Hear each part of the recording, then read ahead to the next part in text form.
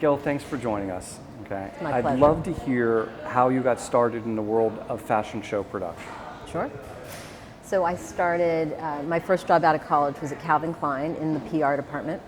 And back then the PR department was pretty small, but we produced all the shows, the shoots, the events. And I worked there with Carolyn Bissett.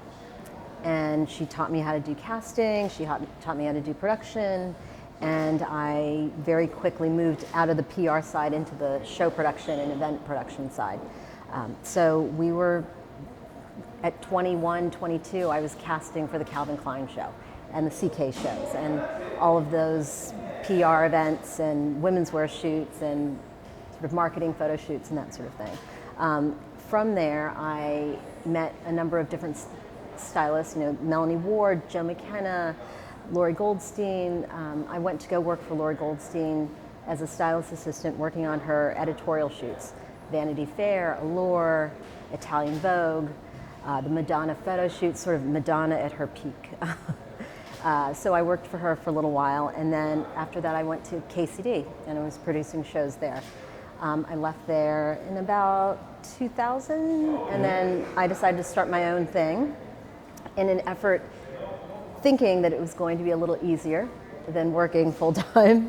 It quickly ballooned into much more than full-time. It became 24 hours rather than a 20-hour day, which was great. I started working with Pierre Rougier right away, and within, I think, a year, I was working on the Balenciaga show, the Rick Owens show, Proenza Schouler, and picked up a number of clients as well on top of that.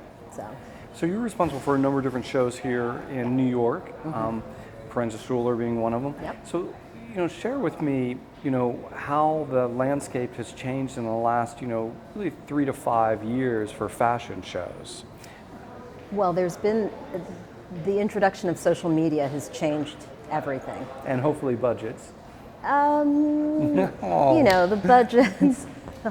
Pre-2008 was one thing. Right. Post-2008, things changed quite a bit. Everybody was tightening up.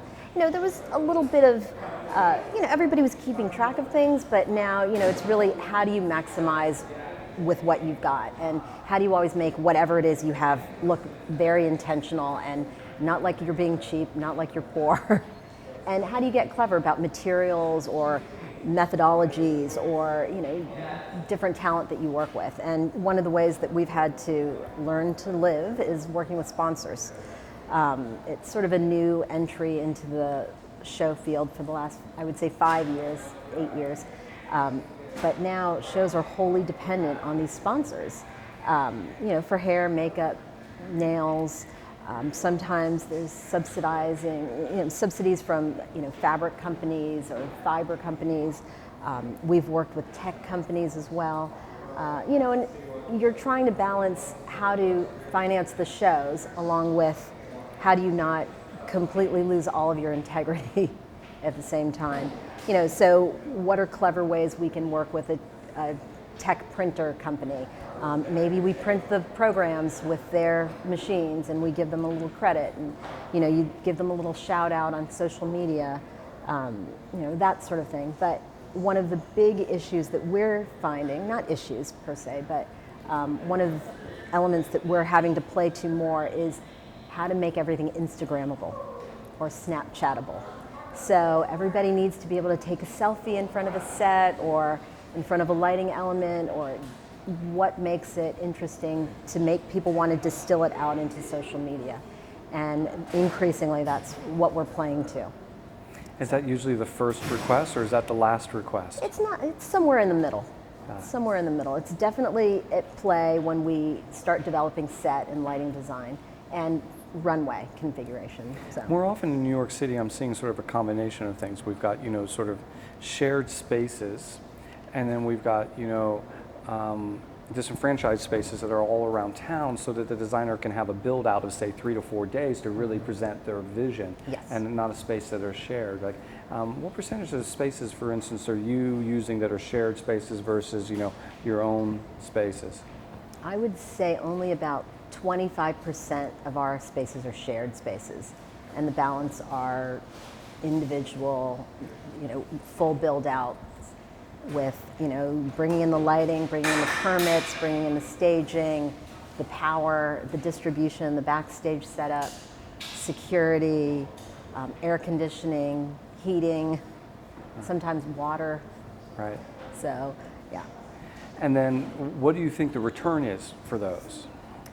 Well, you really can control the aesthetic much more, and you really can create a full environment when you're able to get time to build it out. So one of the shows that we work on is Monsieur Gabriel, and we do a fully immersive environment for that event. We build out, this past season we built out an entire domestic interior with custom beds and a beautiful kitchen area and shelving units and closets, and you walk into the space and you feel the brand, and you really get a sense of the world by doing that. It's hard to go into a space when you have a 3-hour block and transform it. Sure.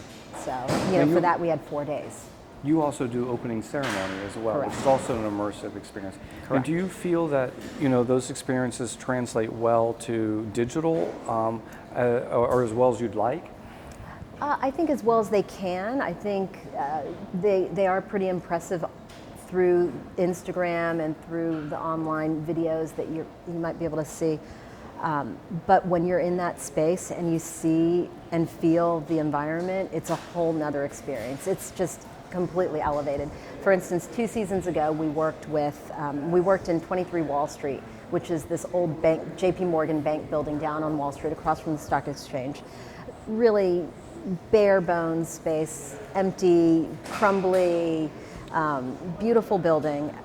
We had the Frank Lloyd Wright Utopian Society inspiration, and we built out these gardens, and we worked also with Justin Peck from the ballet to choreograph this element. And while we captured all of that on video and copious numbers of photographers all over the room to get these things, being in that room and seeing, the gag was a little bit. The first dancer came out and she fell. And then the second, peppered in between the models, and then the next dancer came out and she fell and did a step. And the third dancer that came out fell and did a roll.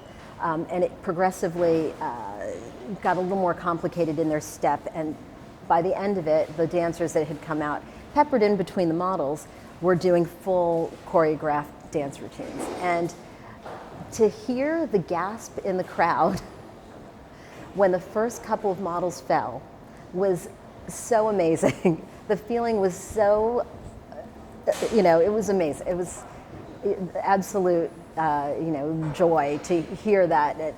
They thought that there was something wrong with the shoes. Guests were really, hoping to pick these models up and just help them, and it was funny. It was a hilarious little bit to add into it, and by the end of it, it was so celebratory, and the models were dancing, the dancers were dancing, and it was fun. It was fun, and it was lively, and it had a different sort of energy than I think you would ever be able to see on video. So let's talk about timing, because that's a big subject that's coming up a lot today. There's a lot of talk about buy now, wear now, a lot of talk about when to show that's appropriate for each particular brand. Do you have any take on that? I do. I had just done an interview about this recently, in that a lot of the clients we work with, the high designer, high concept clients, it's very difficult for them to work at a faster pace than they currently work. A lot of our clients, like a Proenza schooler, for instance, are doing so much fabric development so many months in advance. There's no way they can work faster. They've been able to do a little bit of buy now, show now, buy now with the accessories, and maybe a couple outfits here and there, but to do that in mass with the kind of fabrications that they're working with is impossible. You really have to work with fabrics that are a little more off the rack. You can't do very special, some of the fabrics that they're working with are, woven leathers that are hand done and hand stitched and turned inside out and treated with acid, and that takes time to develop, and it takes time to really work at, and figure out how you're going to cut it and drape it and put it into those samples, there's no way they can work any faster. So for the brands that can control their entire sample chain, their manufacturing chain from fabric to sampling to production, it makes sense. But you are limited by the fabrics that are available to you, and you have to have the ability to inventory all of that stuff. And the thing that also concerns me a little bit about that is you're leaving it all up to the consumer as well. You're sort of selling a lot of the rote pieces, the fit and flare dresses, the basic cottons. That doesn't thrill me so much. That's not going to make me rush out and buy anything. Now, I would love to see if somebody really could control their sample chain or their manufacturing chain from start to finish with really beautiful fabrics but I'm not sure how that's even feasible. Right. And then, what's your thought on destination shows? And doesn't that unlock some handcuffs for you? Because I'm sure finding space has got to be one of your greatest challenges. Yes, New York City, it's very limiting. Yeah.